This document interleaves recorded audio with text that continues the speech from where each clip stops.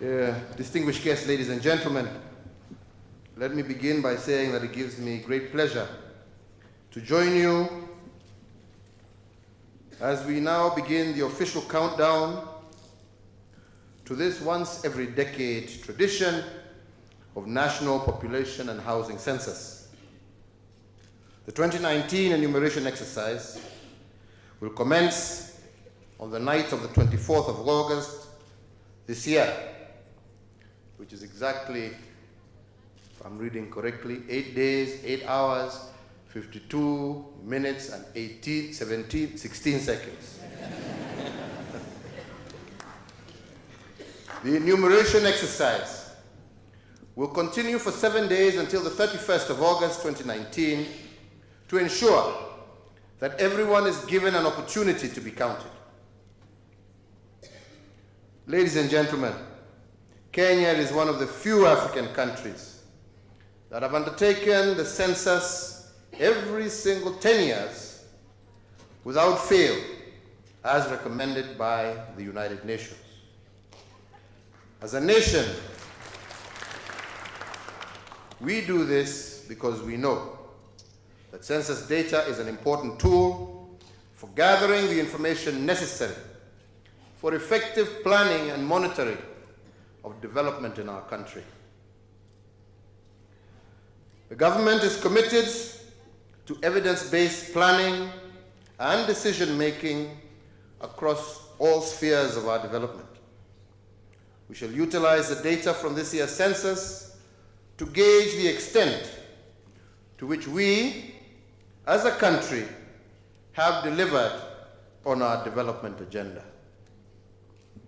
Indeed, the data collected will enable us to measure the socio-economic status of our nation and to receive the invaluable inputs necessary for charting the roadmap for the next step of our journey to achieving Vision 2030.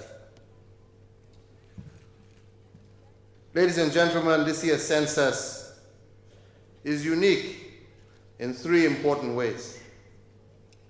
Firstly, the 2019 census is the inaugural census under our new constitutional dispensation.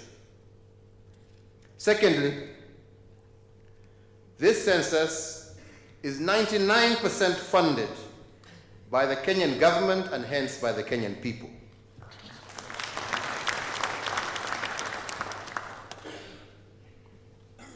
This year's census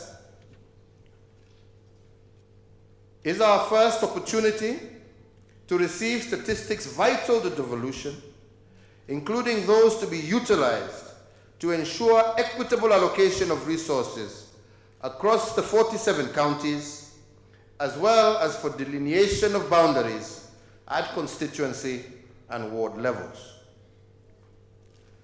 The third unique aspect of this year's census is that for the first time in our history, the enumeration process will be fully digitalized. The census personnel will record information on mobile digital devices, significantly increasing the accuracy of data collection, as well as making the data easier to access, as well as to analyze. Further, digital data collection will ensure that the census data will be secure and tamper-proof. That the data collection exercise can be centrally monitored in real time by an independent team of experts, and that the veracity and probity of the census data can be easily established. As I said earlier, we have funded this exercise to the tune of 99%. But I believe Kenyans have another reason to feel proud. And I say this because the mobile devices and other accessories to be used in this year's census have all been assembled locally at Moi University in Uasin Gishu County and the Jomo Kenyatta University of Agriculture and Technology in Kiambu County.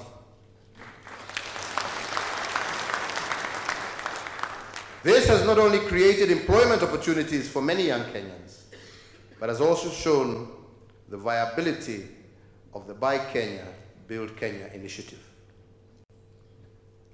Ladies and gentlemen, in the spirit of leaving no one behind for the first time in Kenyan history, the census shall feature a detailed focus on data of the disadvantaged members of the society, such as persons living with disabilities, the orphaned and vulnerable children, the elderly, and street families. Our Constitution is emphatic that the fruits of progress must be accessible to all without discrimination. Accordingly, the census data will be utilized in planning to ensure that all Kenyans will access opportunities in an equitable manner. For this year's census, we will be applying a new and more comprehensive data gathering module, than those of previous exercises. The module ensures that we have the statistical information needed to breathe life into key constitutional provisions on equity and the promotion of interests of marginalized and disadvantaged groups. In keeping with our two-tier governance structure, the planning and delivery of the census exercise is based on the 47 county census committees with national oversight to ensure uniformity of standards.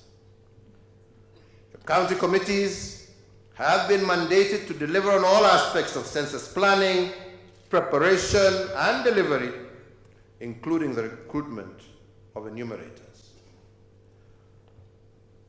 In total, a team of 2,467 ICT supervisors, 22,268 content supervisors, and 138,572 enumerators will be deployed across the entire country. I would, ladies and gentlemen, at this time, take this opportunity to urge all persons and households in Kenya to be ready from the night of the 24th of August, 2019, to welcome enumerators to their homes. Enumerators have been recruited from the locality in which they will be working, and as such, they will be familiar with and to many of the families that they will be visiting. The government, through the Ministry of Interior and National Government, has taken all necessary steps to ensure that the census will take place seamlessly and in a safe environment and with minimal disruption to the ordinary activities of Kenyans. All enumerators will be accompanied by uniformed security officers and may also be accompanied by community elders and leaders of residents' associations, depending on the area.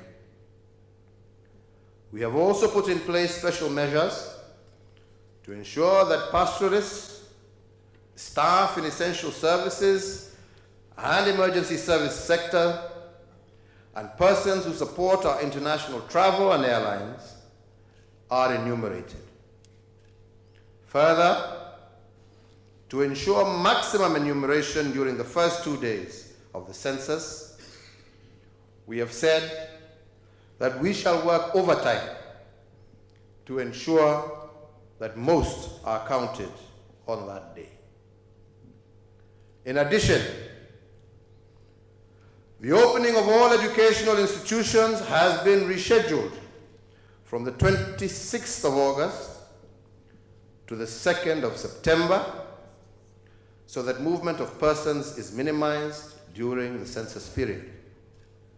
I urge all individuals, employers, and institutions in government to assist in Kenya, to assist the government in delivering a successful census by making sure that middle and long distance travel is limited to persons who have already been enumerated.